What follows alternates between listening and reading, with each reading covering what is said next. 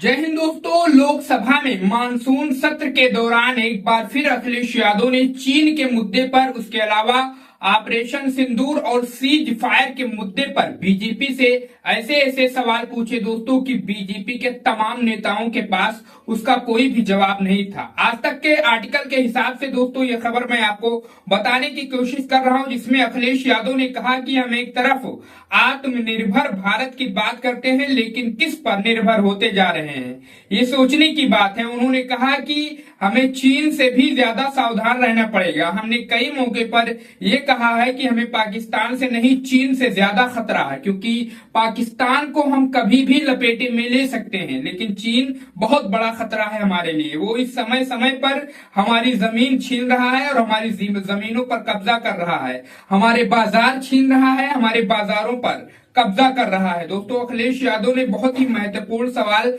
सरकार से पूछा। लोकसभा में मंगलवार को ऑपरेशन सिंदूर पर चर्चा के दौरान सपा सुप्रीमो और सपा समाजवादी पार्टी सांसद अखिलेश यादव ने सरकार से तीखे सवाल दागे। दोस्तों, उन्होंने कहा कि ऑपरेशन सिंदूर पर हम और आप यहां बैठकर चर्चा कर रहे हैं, यही सरकार की सबसे बड़ी विफलता है। उन्होंने कहा, आजादी के अमृतकाल का ढिंढोरा पीटा जा रहा है और विदेशी ताकतों की ओर से ये कहा जा रहा है कि युद्ध हमने रुकवाया। उन्होंने कहा कि ऑपरेशन सिंदूर हमारे इंटेलिजेंस की फेलियर को दिखाता है।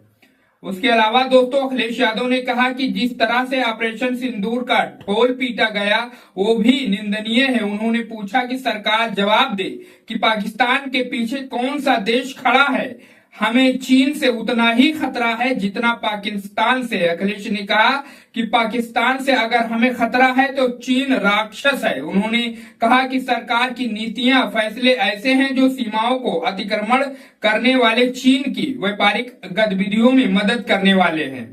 उसके अलावा दोस्तों, और अखिलेश यादव ने बीजेपी और बीजेपी मंत्रियों से सवाल पूछा। अखिलेश यादव ने कहा कि हम एक तरफ आत्मनिर्भर की बात करते हैं, लेकिन किस पर निर्भर होते जा रहे हैं, ये सोचने वाली बात है। उन्होंने कहा कि हमें चीन से भी सावधान रहना पड़ेगा। हमें कई मौके पर यह कहना है कि हमें पाकिस्तान से नहीं बल्कि चीन से सबसे ज्यादा और बड़ा खतरा है। समय समय पर हमारी वो जमीन छीनता हुआ जा रहा है। उन्होंने कहा कि सरकार को ऐसे फैसले लेने चाहिए जिससे चीन के साथ व्यापार कम होता चला जाए, नहीं तो हम आत्मनिर्भर नहीं हो पाएंगे। उन्होंने कहा कि हमारा इंफ्रास्ट्रक्चर चीन से बेहतर है, सरकार इसका जरूर जवाब दे। सपा अध्यक्ष ने आगे कहा, दोस्तों हमारी फौज दुनिया की सबसे बहादुर सेनाओं में से एक है, सेना के शौर्य पर हमें गर्व है। उन्होंने कहा कि जब ऑपरेशन सिंदूर चल रहा था तब कुछ चैनल तो यहां तक कहने लगे थे कि कराची हमारा हो गया, लाहौर हमारा हो गया। उन्होंने कहा कि ऐसा लग रहा था कि पाकिस्तान हमारा हो जाएगा, लेकिन हम कैसे पीछे हट गए। हमें लग रहा था कि सरकार सीज फायर करेगी, लेकिन उसके मित्र बहुत हैं। मित्र से कहा कि सीज फायर का ऐलान कर दीजिए, हम स्वीकार कर लेंगे। हम पाकिस्तान को सबक सिखा सकते थे, लेकिन ऐसा हो न सका।